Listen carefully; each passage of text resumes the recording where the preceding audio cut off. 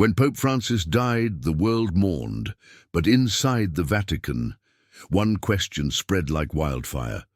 Why had he chosen Robert Prevost?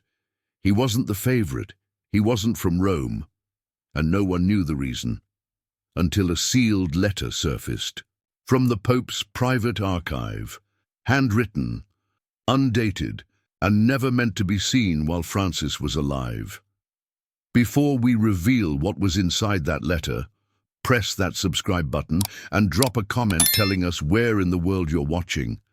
Now let's get into it. They called it a quiet appointment. Tucked between headlines about diplomatic shake-ups, the news barely registered beyond Vatican circles. But for those who knew what it meant, it was a shockwave wrapped in silence. Robert Francis Prevost has been named the new prefect for the Dicastery of Bishops, the Vatican press release read. A single line in a morning bulletin, no fanfare, no explanation. Before we reveal why this choice stunned the Vatican and what Francis saw that nobody else did, hit that like button and tell us where in the world you're watching from. Now let's get into it. That morning the Vatican buzzed with whispers. Coffee cups clinked nervously in the hands of bishops who'd been certain the appointment would go elsewhere, somewhere safer. Because for years the role had gone to Europeans, cardinals fluent in Vatican politics, men who understood dioceses, like generals memorizing battlegrounds. But Prevost, he was American. Worse, he was a missionary. And perhaps worst of all, he was Francis's personal choice. Not one of the usual suspects, not a name whispered in Vatican cafes. A man from Chicago by way of Peru, a man who'd spent years in sandals and rolled-up sleeves among the poor, the kind of priest who wore dust more often than red. And now he would be the one advising the Pope on bishops, on the very backbone of the global church, on the men who would shape its future long after Francis was gone. That morning, few knew what to make of it. But one man who did was Pope Francis.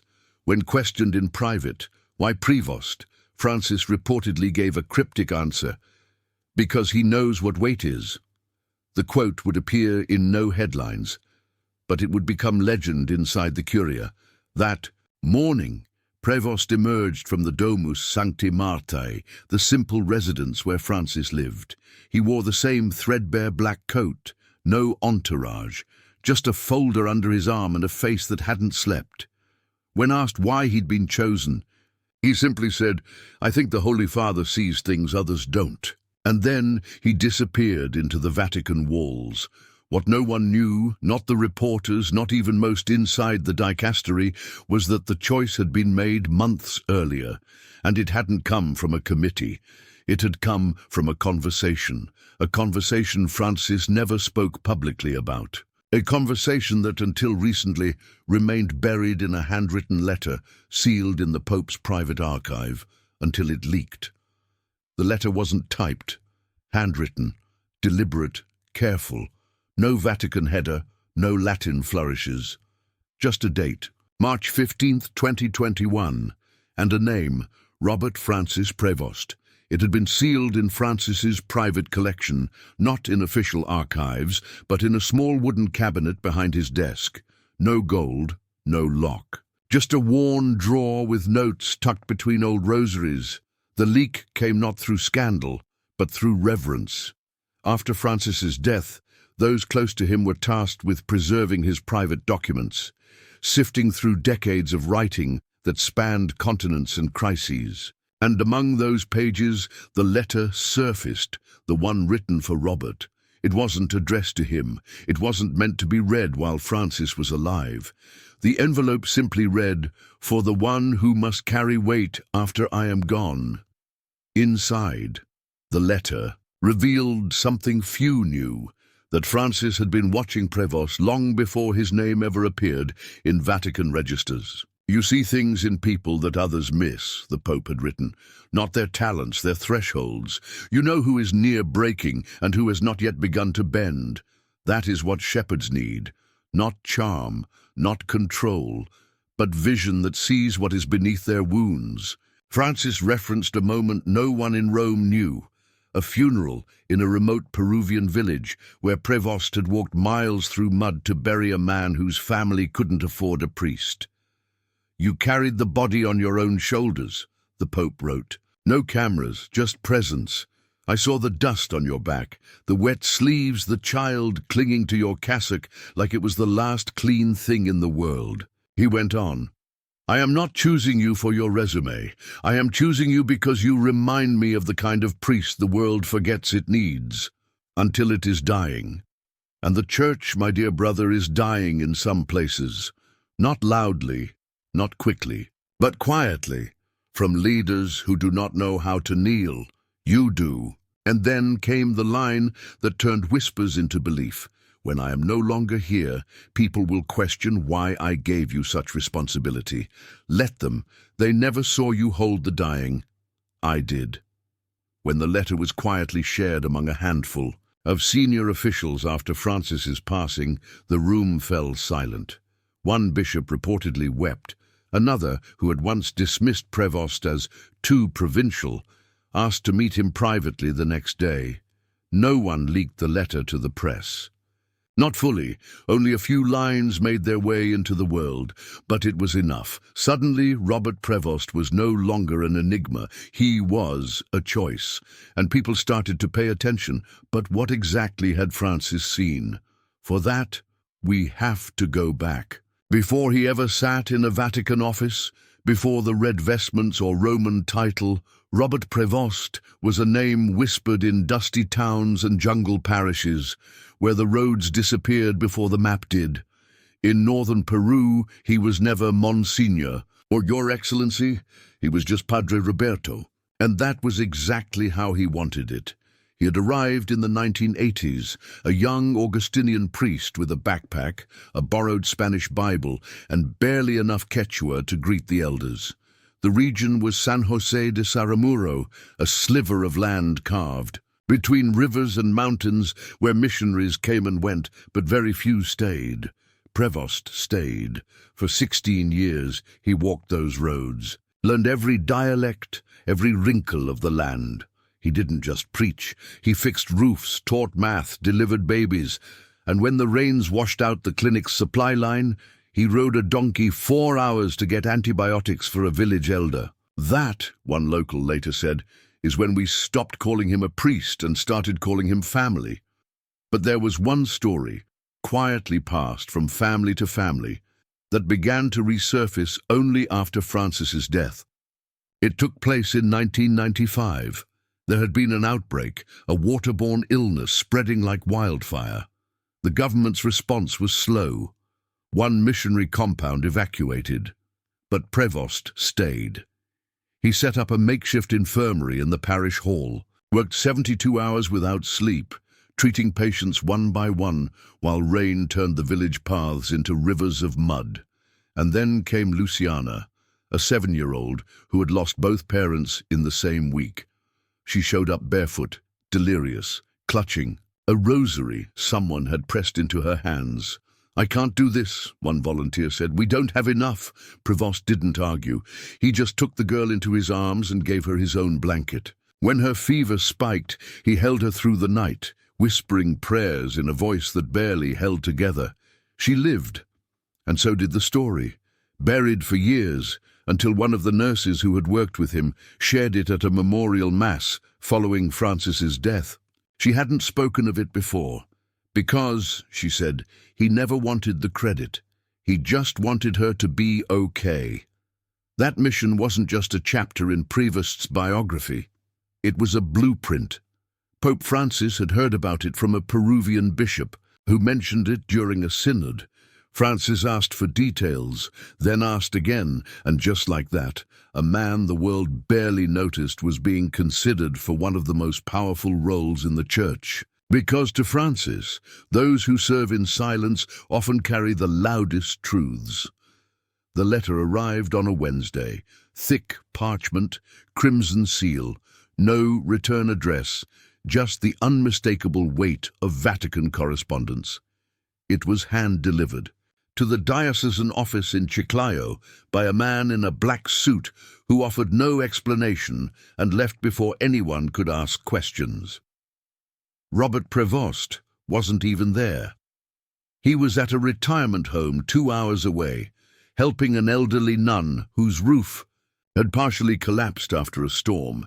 He had personally brought in the tin sheets, climbed the ladder himself. When the secretary finally reached him on his old flip phone and read the words aloud, Prevost didn't say anything for a full 10 seconds. Then, calmly, "I'll be back this evening." The envelope was still unopened when he returned. He placed it on the table, made tea, and asked his assistant to join him. "You should hear this too," he said. Inside was an invitation, no, a summons from Pope Francis.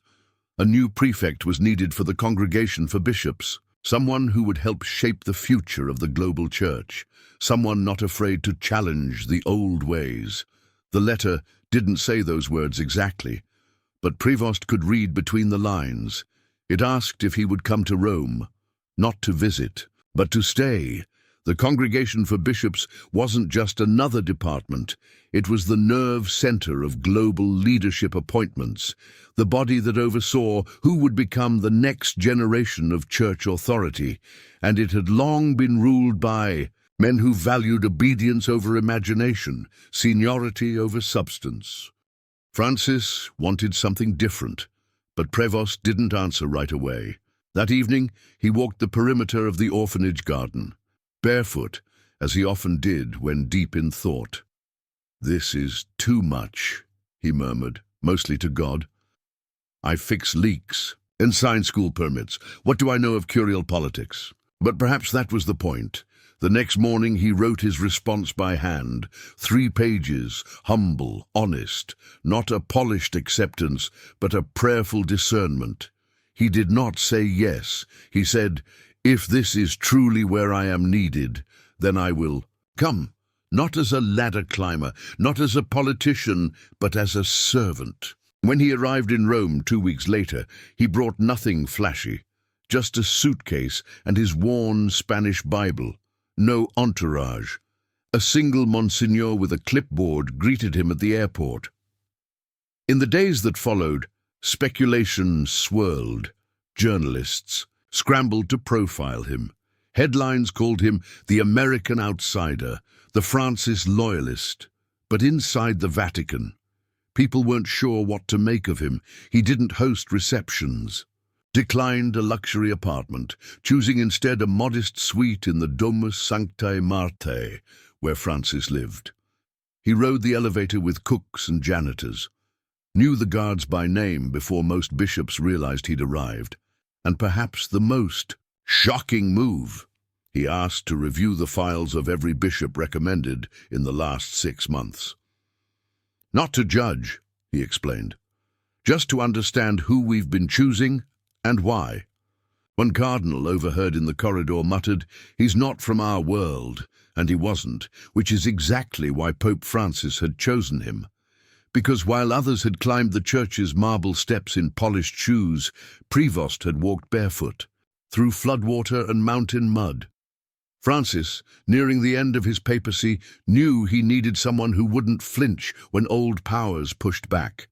Someone who wouldn't just protect the church, but reshape it. Someone who had built his credibility not in lecture halls, but on hospital floors and broken rooftops.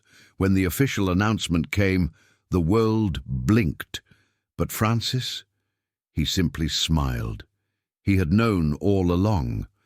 It wasn't even 10 minutes into the first meeting when Robert Prevost did something that stopped the room cold. He interrupted, not loudly, not rudely, just decisively.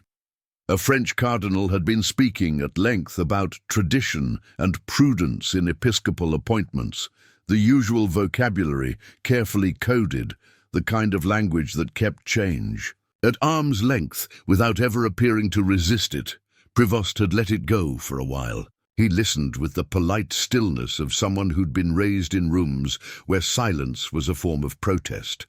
But then, quietly, firmly, he raised his hand. "Your Eminence," he said, not raising his voice. With respect, may I ask, how many of these appointments have you personally visited? Not by report, not by file, but in person. The room paused. The Cardinal blinked. Visited? Yes, Prevost replied. Met the priests, walked the streets, talked to the faithful. A beat. Well, I receive all the documentation. That's the procedure. Prevost nodded. I understand, but when the documentation doesn't mention that the seminary is falling apart or that the bishop hasn't left his villa in a year, how do we know? No one answered. The silence stretched. Francis, seated in the corner, said nothing, just watched. Another bishop, this one from Germany, tried to redirect. We have protocols for that. Audits, reports. Prevost leaned forward, both palms on the table. But do we have eyes? Do we have ears? Do we ever step out of these rooms and actually look? The prefect's tone wasn't angry. It was disappointed, as if he wasn't confronting the men in the room, but the system they had allowed to calcify. The rest of the meeting proceeded uneasily. Fewer speeches, more silence. Later, in the hallway, a long-time Vatican administrator muttered to a colleague, "That man may wear a pectoral cross, but he walks like someone who's still carrying bricks." The next week, Prevost did something no prefect had done in decades. He left the building. He went to Naples, unannounced, unescorted. He visited a parish, flagged for decline in morale and questionable pastoral practices. But instead of summoning the local bishop to Rome, as was the habit, Prevost showed up in person. He arrived during a weekday funeral. No cameras. He stood quietly at the back, listened to the homily, watched how the community interacted with their clergy. Afterward, he asked to speak to the parish staff, not to lecture, but to listen. He sat with the janitor, the secretary, the cook, asked what they needed. Not what Rome thought they needed, what they actually needed. Word of it reached the Vatican within hours. Cardinal Ortega, known for his skepticism of the new Francis crowd, said in a private memo that Prevost is acting more like a provincial superior than a curial prefect. Francis circled that line in red ink and wrote one word beside it. Exactly.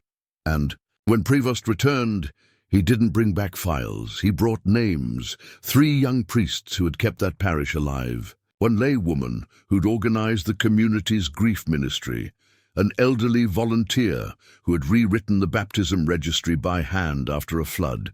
These, he told the committee, are the future of the church, and they live where no one's looking. Not everyone was thrilled. Some whispered he was too activist, that he would disrupt Rome's rhythm, but disruption to Prevost wasn't a threat. It was the beginning of resurrection. And as the weeks rolled into months, something began to shift. Not in doctrine, not in press releases, but in conversations, in the way bishops spoke of their dioceses as flocks again, not appointments. In the way priests in distant corners of the world started receiving unexpected visits, handwritten notes, quiet phone calls, not from a bureaucrat, but from a man who'd once climbed rooftops in Peru to nail down tin, and who now walked Vatican. Halls as if still barefoot on holy ground, but the pieces of this puzzle wouldn't fully come together until the letter leaked. It was a letter no one even knew existed until after Francis died. And it changed everything people thought they knew about Pope Francis, about Robert Prevost, about how decisions at the very top of the church were actually made.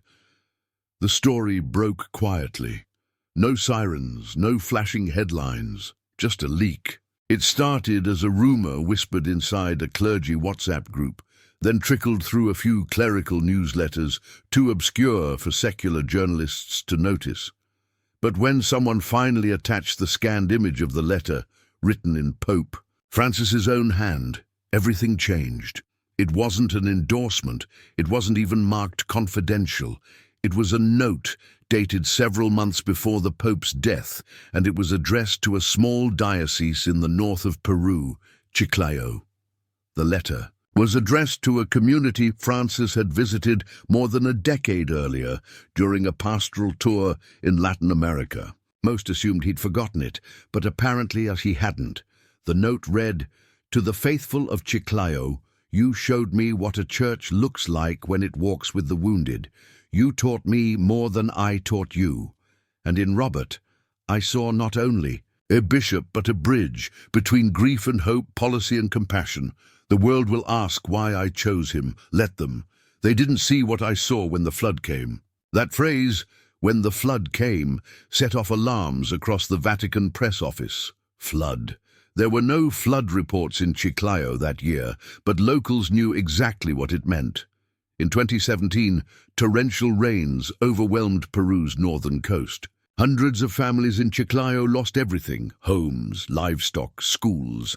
Resources were scarce, but one man was on the ground before the trucks arrived.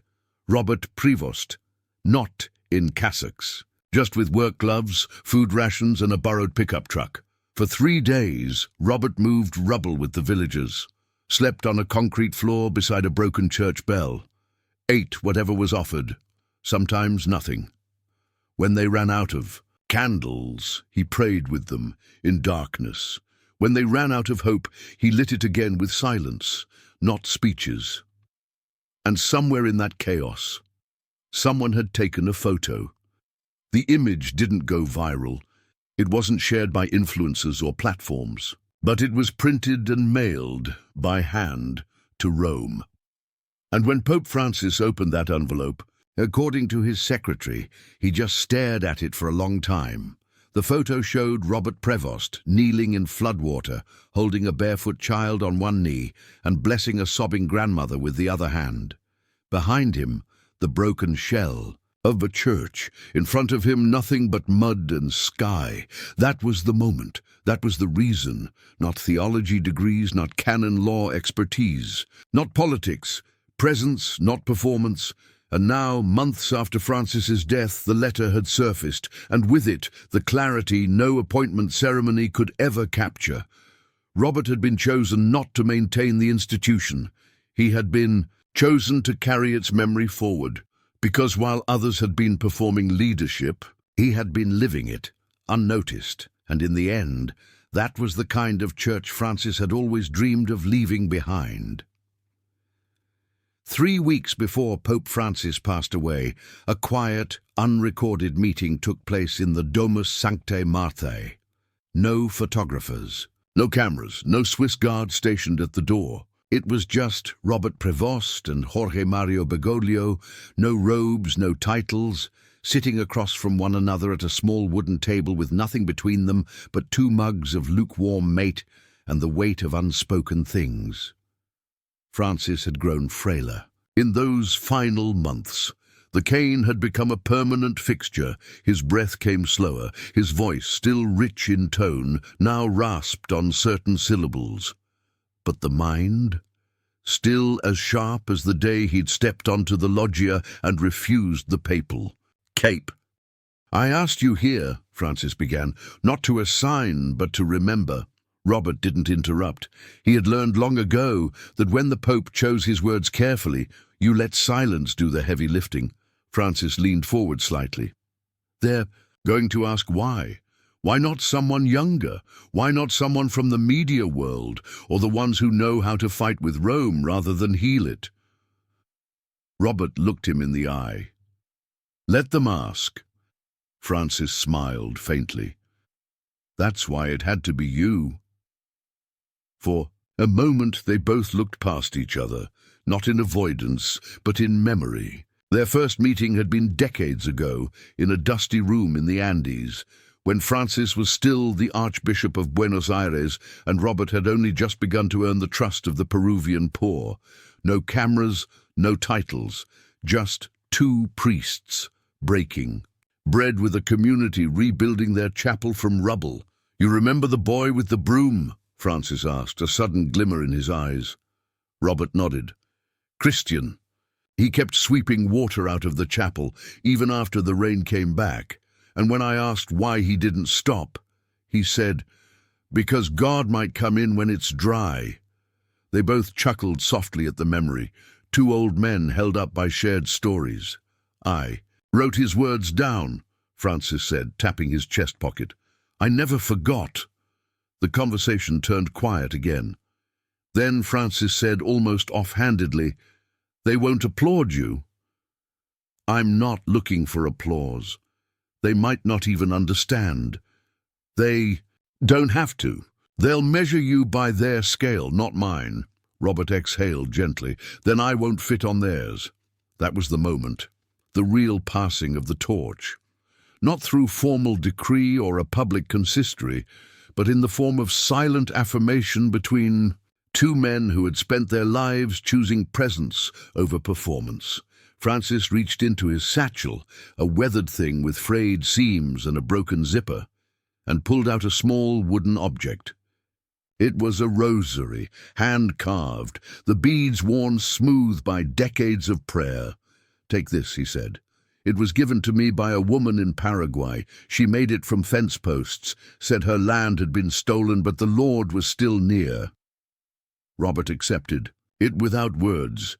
"You don't need a mitre to carry weight," Francis said. "Sometimes all it takes is remembering which way the grain runs." And with that, the conversation ended. No final benediction, no flourish, just two men nodding, an understanding. Sealed not by protocol, but by memory. It would be the last time Robert saw him alive. 3 weeks later, the bells of St. Peter's rang a sound the world hadn't heard in 10 years. But Robert, he didn't need the sound to know what had passed. He'd already been told, in silence. The funeral of Pope Francis was unlike any other in Vatican history. Not because of grandeur, he had left strict instructions against extravagance, but because of the quiet. The usual choreographed pomp gave way to stillness. The choirs sang, yes. The Swiss Guard stood. The cameras rolled, but it was the silences between the rituals that spoke the loudest.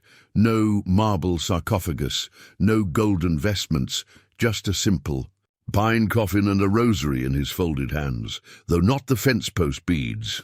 Those were with Robert Prevost. In the days that followed, cardinals whispered in corridors, news anchors speculated, and the faithful gathered in circles across the world, asking the same question: who would carry forward his legacy, and why? Had nothing official been announced? Inside the Congregation for Bishops, now leaderless since Francis' passing, Robert Prevost kept a low profile. He answered no questions, gave no interviews, and declined invitations from media outlets desperate to profile the American cardinal closest to Francis. He spent most of his time behind closed doors, reviewing letters, old notes, and quietly walking the same Vatican corridors that had grown darker since the funeral. Then, one morning, before the College of Cardinals convened formally, a sealed envelope was placed discreetly in front of Cardinal Antonio Rosa Chavez of El Salvador, one of Francis's most trusted confidants. It bore only 3 words, for after I am gone, it had been written in Francis's own hand. Cardinal Rosa read it once, twice, then pressed his eyes closed for a long time. Within 24 hours it was clear. The late Pope had left a final instruction, unofficial, but unignorable. He had named Robert Prevost not as his successor, not as a pope, but as the keeper of direction, the one person he trusted to remind the Church, amid noise, of its compass. The response was divided. In certain halls, senior cardinals protested. "He's American, too progressive, too quiet." Others, especially those who had served on the margins, knew better. They remembered Robert as the man who lived in the same mud villages as his priests, the man who responded to 2 murdered friars in Peru not with politics, but by arriving at dawn to say Mass on the blood-stained floor, alone. Some dismissed it as informal. Francis left no official testament, they argued. This letter has no canonical weight, but the people remembered a different truth. They remembered Robert Prevost not as a politician or a Vatican insider, but as the one Francis trusted enough to carry his silence. And that trust carried more weight than any conclave could manufacture. In Lima, someone scrawled a message on the white wall outside a chapel where Robert had once preached, El último pastor del Papa, the Pope's final shepherd. Not a title, not an office, just a reminder, because sometimes legacy isn't carved in marble. It's left in the hands of someone willing to carry it quietly. If you had been in that room, would you have questioned why Robert Prevost was chosen until you heard the full story? Or would you have seen it for what it truly was, a quiet man entrusted with a loud legacy? And maybe the harder question is, when someone like Pope Francis chooses not with status, but with trust, do we even know how to recognize that kind of leadership anymore? Let us know in the comments. We read every single one. If this story gave you a new way to think about humility, succession, or unseen greatness, hit that like button and make sure you're subscribed with the bell icon turned on so you never miss one of our daily uploads. And if you know someone who still believes only the loudest voices are fit to lead, share this video with them. Not to argue, but to remind them some of the most powerful choices are the quietest ones. Our other stories should be appearing on your screen now. Tap 1 to keep watching. We'll see you tomorrow, same time, with another story inspired by the legacy of Pope Francis.